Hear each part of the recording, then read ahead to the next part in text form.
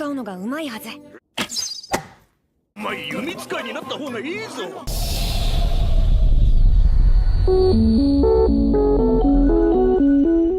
Kali ini, kita akan membahas anime berjudul Tensei Kizoku, yang bercerita tentang seseorang yang berinkarnasi menjadi bangsawan dengan kemampuan unik untuk menilai orang lain dengan presisi. Penasaran? Mari kita simak alurnya.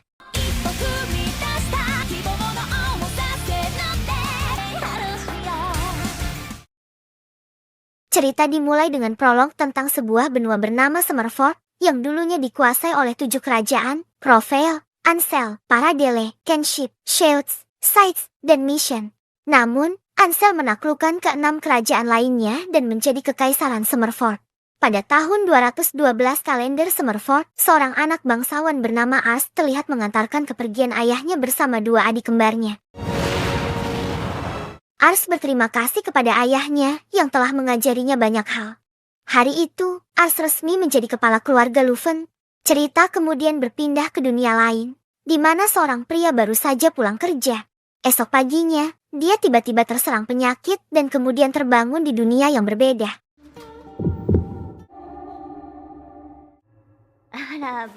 Dia disambut oleh seorang wanita cantik berambut merah dan seekor anjing yang bisa terbang. Tak lama, seorang pelayan mengabarkan bahwa bayi yang baru lahir terlihat lucu. Ternyata pria tersebut telah bereinkarnasi menjadi seorang bayi di dunia lain. Pada tahun 200 dalam kalender sejarah Summerford, seorang bayi bernama Ars Luven lahir di kota Ramberg, Provinsi Misian. 3 tahun kemudian, Ars tumbuh menjadi anak yang gemar belajar dan mulai memahami dunia sekitarnya. Dia menyadari bahwa dia lahir di kekaisaran Summerford yang menguasai benua tersebut. Di dunia ini, ada teknologi bernama sihir yang dapat menciptakan keajaiban, yang menurut Ars mirip dengan sesuatu dari dalam game. Ars lahir dalam keluarga bangsawan Luven, yang memerintah kota kecil bernama Ramberg dengan populasi sekitar 1000 orang. Dia tinggal di rumah besar yang awalnya dia kira adalah kastil, dan dilayani oleh banyak pelayan serta chef pribadi yang memastikan dia selalu makan enak setiap hari. Selain itu, Ars memiliki kekuatan unik yang tidak dimiliki oleh orang lain. Suatu hari, dia mengunjungi tempat pelatihan prajurit untuk menyaksikan latihan mereka. Di sana, dia menggunakan kemampuan penilaiannya untuk melihat potensi para prajurit. Dia melihat seorang prajurit berbakat dalam memanah yang, anehnya, menggunakan tombak sebagai senjata utama. Dan dengan kemampuan penilaiannya, Ars dapat mengetahui nama setiap orang. Ars meminta Millet untuk menggunakan busur panah sebagai senjata utama. Meskipun awalnya Millet menolak karena menganggap panah sebagai senjata yang lemah karena hanya digunakan dari jarak jauh. Namun, karena Ars memintanya, Millet setuju untuk mencoba. Setelah mencoba, Millet mulai menggunakan panah dari jarak yang lebih jauh, dan hasilnya mengejutkan semua orang. Mereka akhirnya mendukung Millet untuk menggunakan panah sebagai senjata utama. Ketika prajurit lain bertanya bagaimana Ars tahu tentang bakat memanah Millet, Ars berbohong dan mengatakan bahwa itu hanya firasat. Ars menyembunyikan fakta bahwa dia memiliki kekuatan untuk melihat potensi dan kemampuan orang lain karena dia yakin tidak ada yang akan mempercayainya. Malam harinya, kehidupan Ars berjalan seperti biasa dengan menikmati makanan mewah sebagai bangsawan. Ayahnya kemudian bertanya bagaimana Ars bisa menyadari bakat Millet dan menyarankan agar Ars terus mengasah firasat tersebut untuk digunakan saat menjadi pemimpin kelak. Ayahnya menekankan bahwa kemampuan untuk melihat potensi orang lain adalah penting bagi seorang pemimpin. Ars setuju dengan nasihat ayahnya, karena suatu hari dia akan menjadi penerus. Sejak itu, Ars mulai mempelajari lebih banyak tentang negerinya dan menyadari bahwa masa depannya mungkin tidak secerah yang diharapkannya. Hal itu dikarenakan pemerintahan kekaisaran Summerford yang korup, hingga mengakibatkan pemberontakan para petani di berbagai wilayah. Dan untuk menumpas pemberontakan, bangsawan di tiap wilayah mulai memperkuat daerah otonominya masing-masing. Namun negeri tersebut tetaplah bobrok, dan jika hal itu saja terjadi, dan pada saat itu, Ars harus memimpin pasukan di wilayahnya. Meski demikian, Ars merasa ragu jika dirinya bisa melindungi rakyat di wilayahnya atau tidak.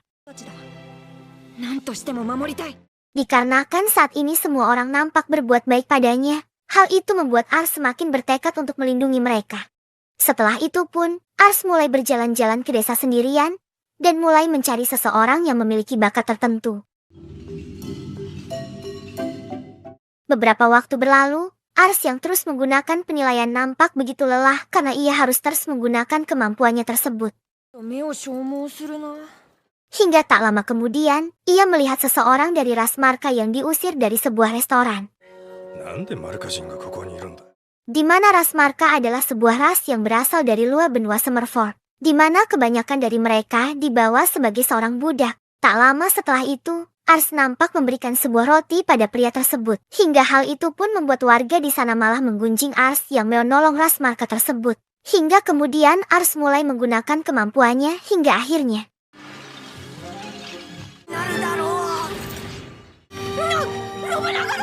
Setelah orang tersebut pergi dari Ars, hal itu membuat Ars terus membuntutinya karena merasa penasaran. Pria tersebut menyuruh Ars untuk berhenti mengikutinya agar tidak dimarahi. Namun, Ars dengan tegas meminta pria itu menjadi pengikutnya, karena Ars berencana mengumpulkan orang-orang berbakat untuk memperkuat wilayahnya menggunakan kemampuan penilaiannya. Meskipun pria dari ras Marka itu menolak karena merasa selalu ditindas dan diperbudak, Ars tidak menyerah.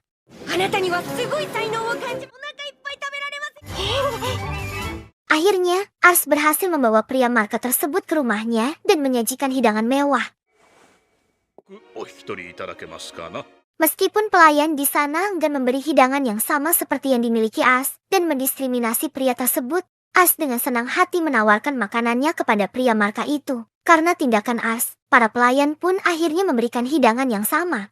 Diketahui kemudian bahwa pria Marka tersebut adalah seorang tentara bayaran yang kehilangan banyak rekan dan kelompoknya dibubarkan, hingga akhirnya dia tiba di Rambert. Ars kemudian menemui ayahnya untuk membahas keinginannya menjadikan pria tersebut sebagai bawahannya. Ayah Ars menolak karena sebelumnya belum pernah ada yang menjadikan seseorang dari ras Marka sebagai pengikut. Ars tetap bersikeras bahwa pria bernama Ritz Muses itu memiliki bakat besar dan akan merugikan mereka jika tidak menjadikannya pengikut. Ars meminta agar Ritz diuji terlebih dahulu sebelum diterima sebagai pengikut. Ayah Ars setuju dan mengusulkan ujian berupa simulasi pertarungan dengan dirinya. Ritz kemudian bertanya mengapa Ars ingin menjadikannya pengikut. Ars menjelaskan bahwa ia membutuhkan Ritz karena suatu hari nanti ia akan menjadi pemimpin wilayah dan ingin Ritz berada di sisinya. Mendengar ini, Ritz bertekad untuk melakukan yang terbaik.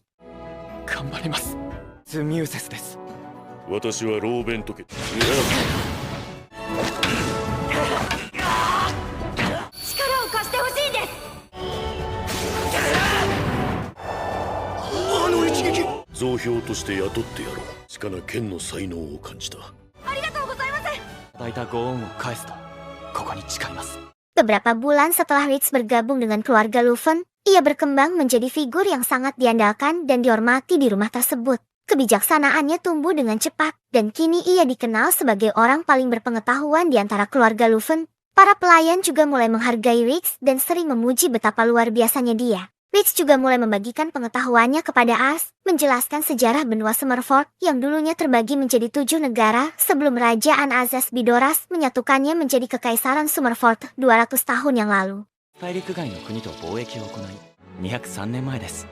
Namun, sekarang Kekaisaran sedang dalam kondisi kritis, dengan kaisar muda yang baru berusia 8 tahun, sementara kekuasaan sebenarnya berada di tangan para pengikut yang sibuk dengan konflik antar faksi dan pemerintahan yang korup.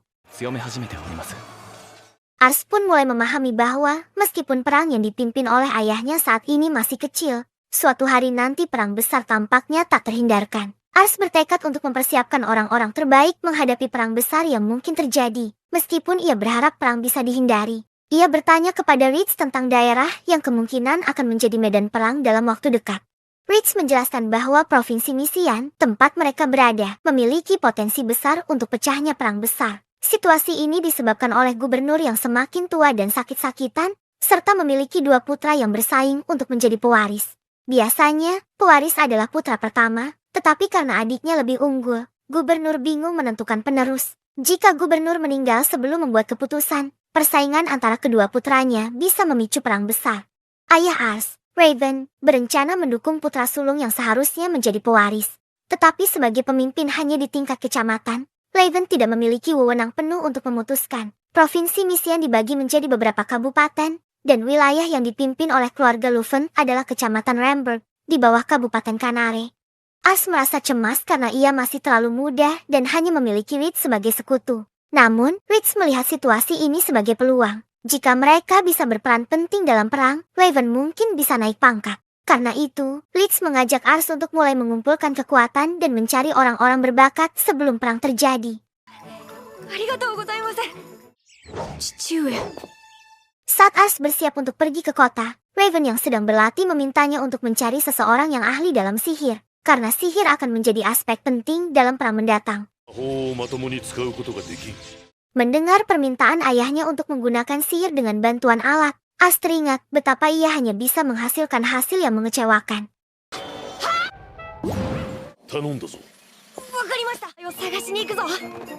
Mereka kemudian tiba di kota utama Kabupaten Kanare, di mana Ars melihat wajah-wajah bahagia penduduk dan berharap masyarakat di wilayah Ramberg bisa seceria mereka. Ritz mengatakan bahwa mereka dapat menemukan orang-orang berbakat di tengah keramaian, sehingga Ars mulai menggunakan kemampuan penilaiannya. Namun, Ars belum menemukan orang yang dicari, dan Ritz mengingatkan mereka untuk tetap berhati-hati.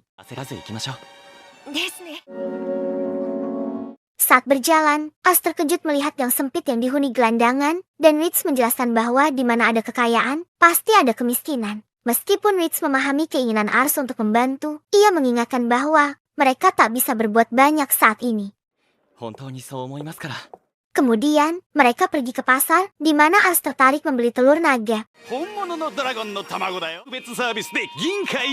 Namun Ritz segera mengancam penjual yang ternyata penipu.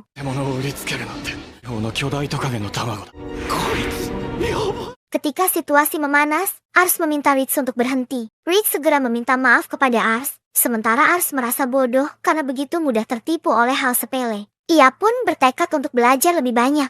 Saat mereka beristirahat, tiba-tiba dompet Ars dicuri oleh seseorang bertudung, dan Ritz langsung menggendong Ars untuk mengejar pencuri tersebut. Mereka akhirnya tiba di sebuah gang, di mana pencuri yang ternyata seorang gadis berambut biru tiba-tiba diserang oleh sekelompok berandalan yang telah menunggunya. Ars meminta mereka untuk berhenti menyakiti gadis itu, namun para berandalan malah menyerang Ars, hingga terjadilah pertengkaran.